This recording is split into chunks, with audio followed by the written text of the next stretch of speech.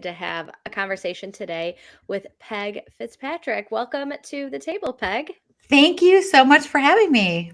Awesome. I am very excited to dive into our conversation. We're going to get into all things social media, what you should be doing, tips and tricks, life as a business owner, someone who sells on social media, an author. But I first I always like to share with my audience who is Peg, where are you located, and who do you serve?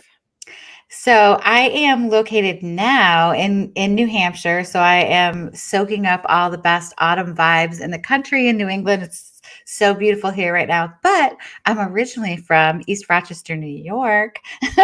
So go Bombers. In case you have any in case you have any ER listeners, hey, shout out. And you have to comment somewhere if you are in East Rochester and you listen Yeah. to this. Um, so I serve small business owners. I create my content to teach people how to use social media for their businesses. And what was the last part of the question? I Yeah, got off and pardon that's me. that's it. It's, kind of who you Okay. serve. So, Yep, that's um, it. Small business owners.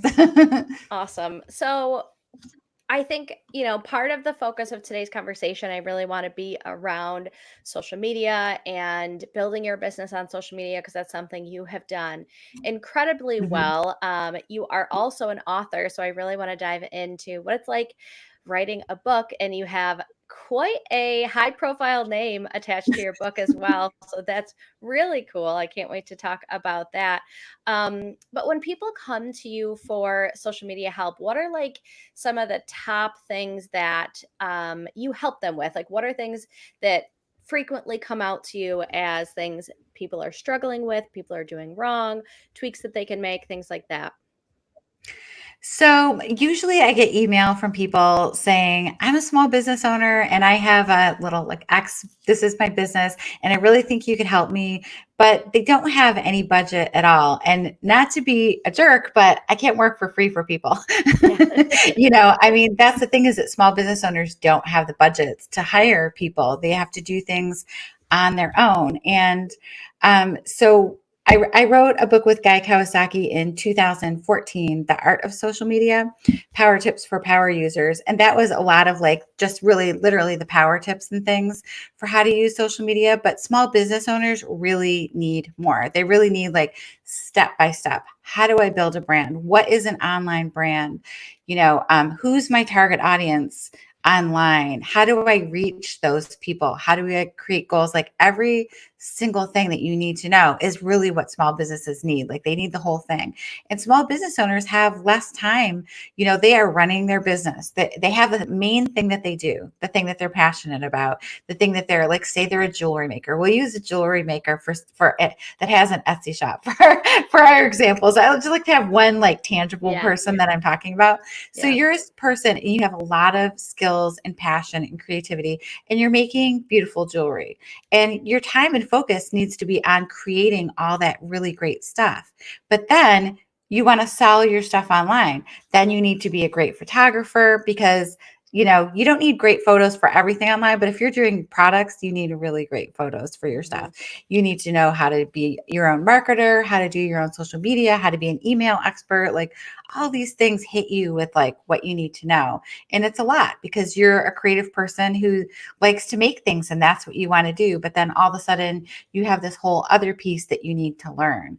So over the past 3 years, I took a really long time writing this book and I started during the pandemic specifically. I had the idea for the book, but then I was like, maybe it's not needed, maybe I don't know. But then when the pandemic came, so many small businesses closed, like literally were just gone. Hmm. Places that we love, like, and every small business is somebody's dream, and seeing like a dream, someone's dream just die is like heartbreaking to me because I grew up, as I already mentioned, in a small town, and you really connect with people there, and you love your local diner, your local florist, like you have one of everything in your community. Sometimes you have more, but sometimes you're just really grateful to have that florist. And if they didn't survive the pandemic, then they're gone, and that's really sad.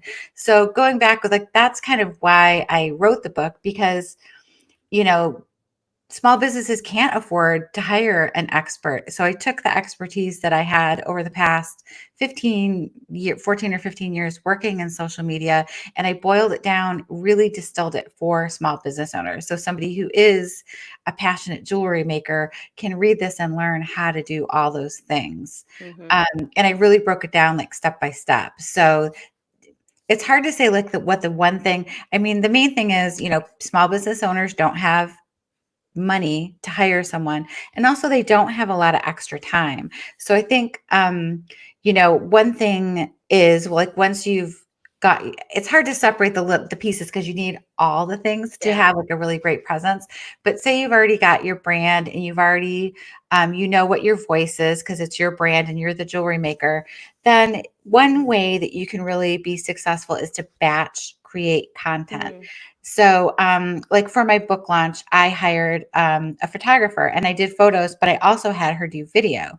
So it's so common to find people, and they're not that expensive for small business owners. If you're not comfortable with doing all those things, or you want like great photos of you making the jewelry, you can hire a photographer to create a whole bunch of like B-roll video Mm-hmm. and photos for you, and you can use that over a month. The person that I worked with is in New Hampshire, and she has a whole bunch of clients that she just once a month goes and creates a whole bunch of content for them, just the visuals for it, and then they create their own text for it. So you could do that kind of thing. Or, there's a lot of ways that you can do it yourself because, like I mentioned, small businesses don't have a lot of money. There's a lot of creators that you can research, like how to create B-roll for yourself. Like, just set your camera up and do all the stuff, and it explains like the different kinds. Online Drea is a really great Instagram person to follow. Do you follow Drea? I don't. Andrea, she has a class that's like how to film B-roll, and it's not very expensive, and it's really super helpful, and it just gives you like all these different ideas. But you can search, if you can look for her, and I can send you a link to her stuff if you want to share that. But then also just look on YouTube or TikTok on like how to film B-roll, and just take a couple, like 1 or 2 times during the month, and create a bunch of video and photos for yourself that you can share out through the month, because it's really hard to get good quality photos of yourself if you're doing it last minute, or it's like an afterthought and you're like, oh shoot, I don't have anything to post. And when you get in that situation where you haven't planned and you don't have content ready to go, that's when you create content that's not going to really reach your audience because it's on the fly, right? Mm-hmm. And I think for personal brands, maybe people can get away with that a little bit. But if you have products, those need to be stellar when you're out there selling it. So I think having a batch day when you can create video and photos for yourself, and then just create a library of those, you can put that whole library in Canva and then just use it. And another thing is, you don't have to create a brand new thing for everything. You can reuse videos in a whole bunch of different ways. So if you had like a little suite of like 15 little teeny clips, and I mean like even 5 to 10 seconds each, you could edit those together in a whole bunch of different ways to create new content. It doesn't have to be a brand new photo or a brand new video every time. You can just remix them a little bit and create really great stuff. Mm-hmm. Yeah, because one of the things that I heard around the algorithm is like only like 3% of your audience sees all of your stuff. So Isn't whether it hard? you're using, Ugh, it's I like a know, stab, right? I Ugh, know. 3%, if you're lucky. Yeah. Because you take so much time to put something together and then you're like, Right. wait, only 3%, like that's crazy. And Mhm. so, but it can give you a bit of freedom of like, okay, most of your audience probably hasn't seen this. Share it Right. again, use it in a different way. And like it Yep. just kind of takes the burden off. Yep. And it But makes it easy to like, then you can hit a trending music or something, mhm, just using the same video clip that you already used. Or a lot of the bigger like do it yourself bloggers, Living Lacurdo, Amy Lacurdo is a really great Pinterest and Instagram person. She creates like recipes and do it yourself kind of stuff. And she reshares her stuff and just remixes it, the videos and content that she creates. I mean, it's just everyone isn't going to see the thing that you post the first time, like you said. So Yeah. remix and reuse, and don't feel like, oh no, somebody's going to be like, didn't you just post that? Because they're Right. not going to notice. I mean, I'm Right. not saying right in a row do the same photos, but you're remixing them. You can edit them a little bit differently. There's all Hmm. different ways to reuse photos too. Yeah. I think as entrepreneurs, we tend to make things as hard as we possibly can on ourselves. And We do. it's like it can be easier. It's okay, you Yeah. know. Yeah. But Why yeah, are we so hard on ourselves? so many things. Well, and what you were talking about when you were talking about like your book and starting it in COVID, and like, oh, do people really need to hear this? And I did an episode. It came out this week as we're recording this, but it'll be previously. And it's the 5 conversations that we have with ourselves that stops us from prospecting or creating or whatever the thing is. And one was like fearful Frank. And it's like, who's going to read this from me? You know? Mhm. And so to hear that is just like, we I like highlighting those times where we have someone who is a very successful published author still has the conversations that come up in your brain of like, who am I? And so And I also had that I was writing two things at the same time. Another creative entrepreneur thing that we do is I have this idea and then I have this idea and I should do this one. I was like, I'm writing a historical fiction novel. oh Wait, my no, we gosh. should write the small business Yeah. book because people really need that. Wait, I'm so interested in Yes. that's just a thing that we do too. And then you have to go like, okay, like stop doing just pick one and stick with it. I mean, my husband has heard me writing this for like, he's like, what are you working on now? I'm like, oh, today I did research. And he's like, okay. Yeah. And then I was finally like, put the historical fiction down because it's historical fiction. It will still be relevant Hmm. afterwards and just, do this. And honestly, I really just wanted to make it easier for small businesses to be successful because it's hard and we really need them. We Hmm. really need small business, especially female small businesses. I just saw a stat that 1/3 of businesses are owned by women, Hmm. 1/3 of small business owners, which is probably a higher number than it's ever been. Hmm. But why is it 2/3 men? Yeah. Well, and then I And actually was support your female small businesses, support each other. It's so yes. important. Any way that you can share, any way that you can support them. Share their things on your social media. Talk about small business owners that you love. Like search specifically for female owned small business owners. Like it's possible to really, it's hard to find them if you're not looking, but like even Target now does a great job at telling you if things are like a female owned business, women owned. I think Ulta also posts that too. So Hmm. got to Yeah. support. And I I I use Amazon when I need to, but like Jeff Bezos isn't doing a happy dance when I buy from him. But No, if I buy from, Lauren like Sanchez probably is. right, right. So it's, but when you buy from a local women owned business, and I think our most powerful decisions happen with our money. Mhm, And we create the biggest impact where we spend our dollar. mhm. And I think that you can make being intentional with those decisions is really, really powerful. Yeah, I agree totally. And sometimes you're just looking for a specific thing. Hmm. It's Halloween, so you're looking for X for something. But Hmm. if you can just plan a little bit farther ahead, Yeah. and not, I mean, sometimes it's just basic stuff like you need post-its or Hmm. whatever. But when it's other things like gifts, you can go to Etsy and find small business shops or Hmm.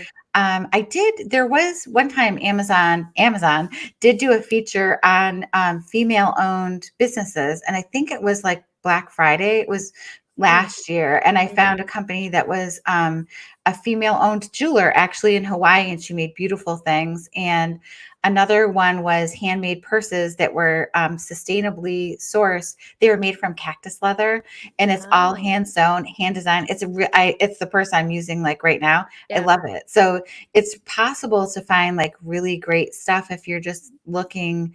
I have the same. I mean, I have like the other kind of bags that people buy all the time, and I love those. Yeah. But I also like it means a lot to me that like a woman designed this, Hmm. she made it, and also that it's made out of cactus leather, which is Yeah. amazing. Yeah. And I believe in like the energy of things. I have one coffee mug that I drink out of frequently, and it's from a woman potter in Fairport actually. Yay. And I just like when I drink out of it, I just there's a different vibe for my day. So I totally I believe think that. pottery specifically has that Mhm. handmade pottery. Like it's shaped. I have a teacup that's literally holds almost just a cup. It's really just like the perfect little Yeah. size. You make it, you hold it. The pottery gets really warm. It's beautifully Mhm. glazed, hand painted. I feel like handmade Yeah. pottery has super great vibes. Yeah. So I wanted to talk a little bit about social media, also about yourself as a business owner. And so I think a lot of people will really resonate with the fact that like you do have all these ideas. And so what do you have any processes that you go through when you're like writing a book and then all of a sudden this idea comes up and this idea comes up? Like how do you like navigate deciding where you're going to put your energy? It's a good question. I mean, is it possible I have ADHD Yeah. or ADD? It's possible I do. I think I might. I don't know. Everybody says that kind of thing, but literally, I think a lot of entrepreneurs really have that Mhm. ping pong mentality. And sometimes, even when you're in the process and you hit a little roadblock, then another idea comes. Like, how do you stay Mhm. focused? Those things are really important. So when I am working on one project, whether it's like a client project or a creative project like writing, I will block the time off. I use the most important mental time for me is like in the morning. And it's like after breakfast, do all the routine stuff, check email, and then it's like, all right, now I'm writing and I will not do anything else. Hard thing is Mhm. doing research for stuff because you can go down a rabbit hole, especially Mhm. social media research. You're like, oh, wait, let me look. And then you're like, woo, then you're gone. So you have to not do those things at all. And you have to just really focus on that. Put it on your calendar as focus time that you're only going to work on this project. If other ideas come up, just write them down. Even I will put my phone away, like, because I like to use the Notes app a lot just for quick things. But if you Mhm. pick up your phone, then you see that somebody texted you, and then you Yep. see blah, blah, blah. And I have a Mac. So my phone texts come up on there. So I turn that off. Yep. And I actually have a separate place that I write. This might be a little bit, but it helps me a lot. I work in my office here at my desk, and then I write in another room that's a guest room, but it has a desk in it. So I Mhm. like to write in there because then I'm like, this is writing, that is work. Those are like two Yeah. separate things for me. It doesn't have to be a whole separate workspace, but just somehow, even if it's just like, I'm going to go to the library. Libraries are really great places Yeah. to write. You just bring your stuff, or a coffee shop if you can work somewhere where there's noise and people. But I like to just have that focus time. I have like the computer that I'm going to write on, and then put my phone away so there's no distractions from it because it's really hard. You feel like you're missing something. Email. I'm so obsessed with checking email. That's one habit I have been trying to break because you're like, what if something really important comes? I Yeah. could miss this. You know what? It's fine if you have a couple hours and you're not checking it. It's fine. Yeah. It's so hard. It's hard, but mentally, just let yourself not check it. You're going to be Mhm. writing. So it's literally just taking all those things, and then if something comes up, just write it. Like have a pad of paper there, and just write the idea down, and then later put it into your notes app or to Trello for ideas. Because sometimes when you're in the creative process, you will have a really great idea, and you don't want to lose it. We Mhm. all think that we won't, but the reality is that you do forget Yeah. really great ideas that you have if you don't write it down somewhere. So don't totally ignore it. And then there's things like focus apps that you can use on your computer that just literally for writing in particular, you can just have it take up your whole computer and nothing else. Don't see Mhm. anything else. So if you really need that focus time, just shut everything else down and it's really up to you just to focus on that, not check your phone, not worry about other stuff. And you have to do, if you need any research for what you're working on, try to do it before you're in the writing stage. I try to Mhm. really do that, whether it's the historical fiction or novels, whatever you're writing. It's easier to do the research ahead of time. You might come up with something that you have a question on, maybe just make a note of it, and then keep writing and just look that up later. Yeah. So I also use, for writing in particular, I use, totally blanking on the name of my program. I use a specific writing program that I'm blanking on that I should know because I write everything in it.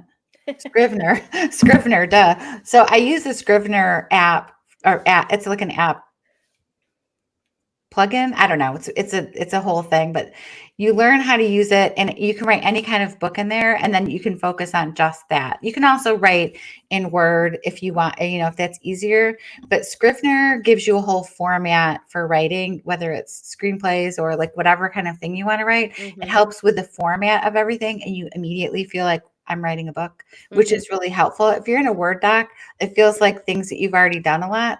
Mm-hmm. Like we've all written in Google Docs and Word docs.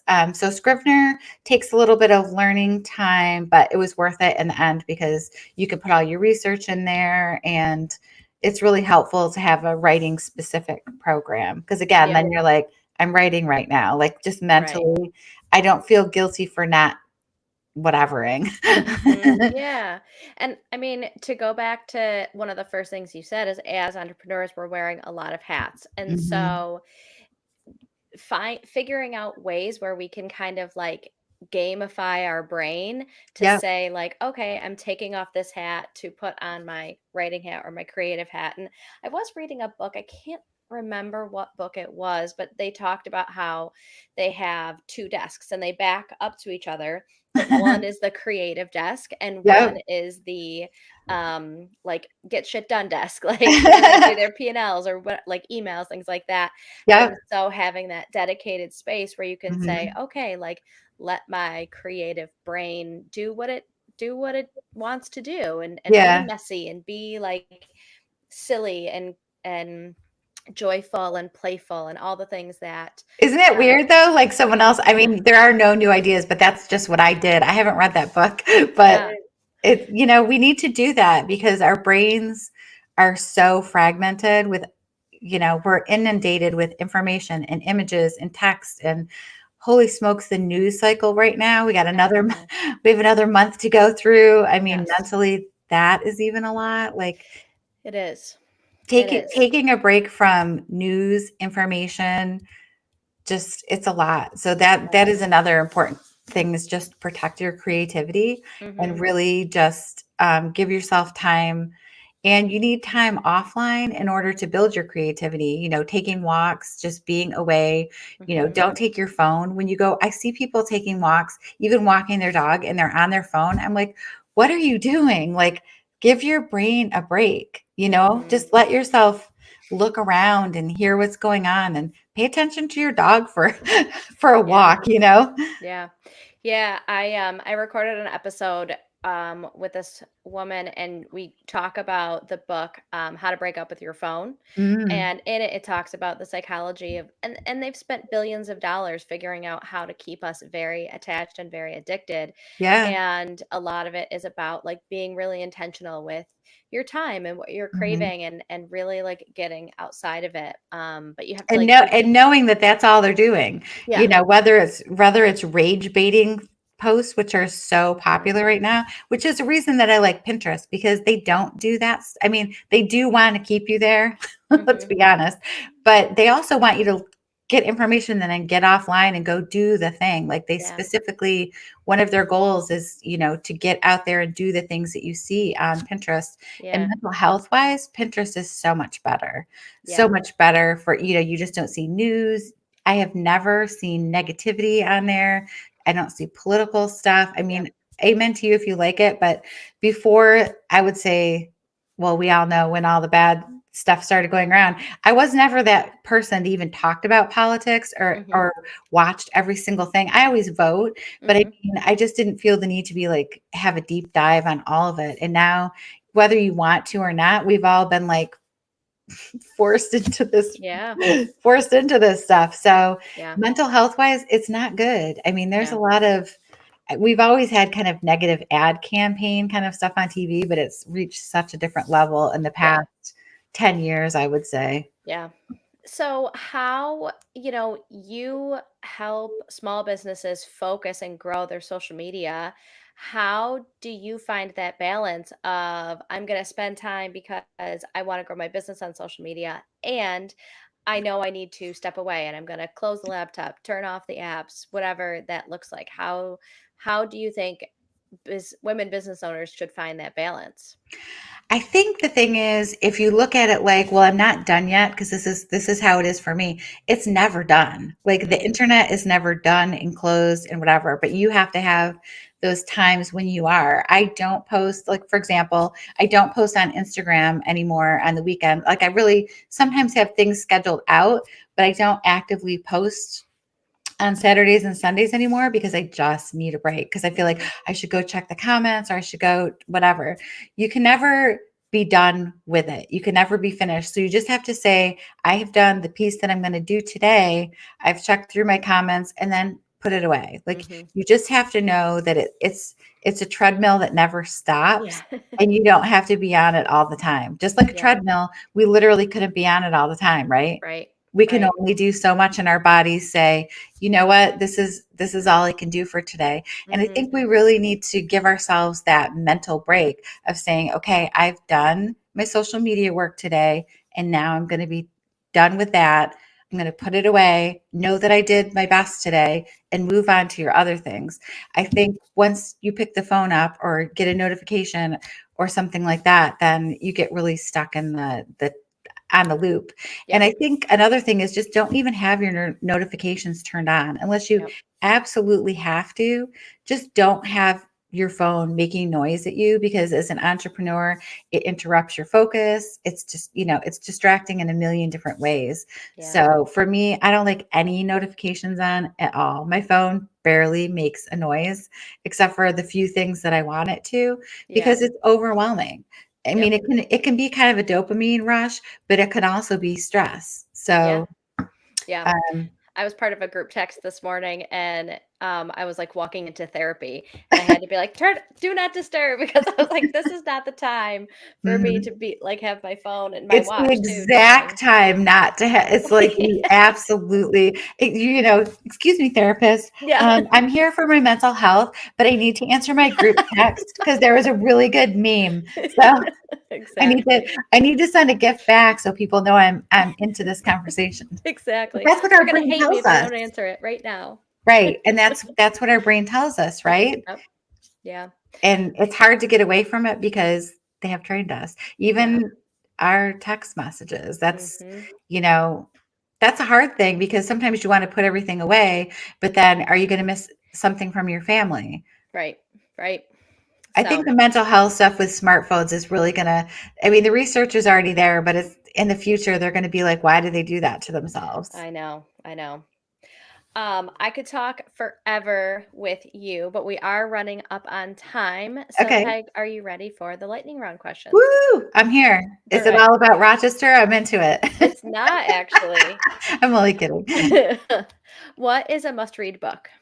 Ooh, that's a really good question. Oh God, it's so hard for me to choose. I'm so bad at. you can't even see. I have millions and millions of books. Good book to read for entrepreneurs.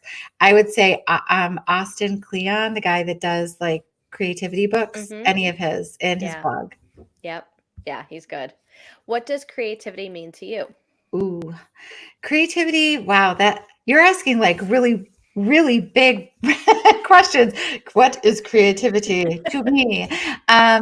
Creativity is just the ability to express yourself to me, is the ability to express yourself in whatever way you want, whether it's like making pottery, making jewelry, writing, anything that expresses an idea or thought or emotion that you have. It's a Hmm. huge thing. And I Yeah. was a theater girl, so singing, dancing, like however you Yeah. do it, like there's lots of ways to get your creativity out. Hmm.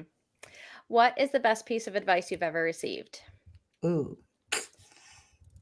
That you can say no if and that's a complete sentence. I think Mm, that's really hard for women to just say like, no, I can't do that. Like yeah. learning that you can pass on projects and better things will come up. It's really hard to say no, but if it doesn't reach your goals right now, it's better to say no. Hmm. Sometimes it seems like maybe I should do this, maybe I should do that, but we don't have to say yes to everything. Yeah. I love that. What is something that's on your bucket list? Hmm. I've reached so many of my bucket list things, and that sounds obnoxious, but it's so true. No. I'm so lucky. I made a manifestation board and I put a million things on it, and I reached almost all of them. Oh my So I God. actually need a new bucket list. But a bucket list thing, I think I want to go to Scotland and stay in a castle. Is that a Hmm. good? Are we just doing personal bucket? Because that's a bucket list thing. Is I would love to go. I love castles, and I've never really been like inside. Well, I was in a castle in Kilkenny, Ireland, but I didn't stay overnight. So I would like to sleep in a castle. Yeah. My goal right now is on my 40th birthday to be in Ireland and have a castle and have like family and friends and everybody there Woo! celebrating with me. So That would be amazing. Are you that's really, Irish? I am. Yes, my grandma was. Awesome. Yeah. I'm married Irish, obviously Peggy Fitzpatrick, but the people in Ireland were like, you married an Irish, you're totally Irish." I was like, "Okay." The people there are so amazing, so Oh, nice, so I friendly. can't wait. Mhm. What is the coolest shit you've done in the past year or are currently working on?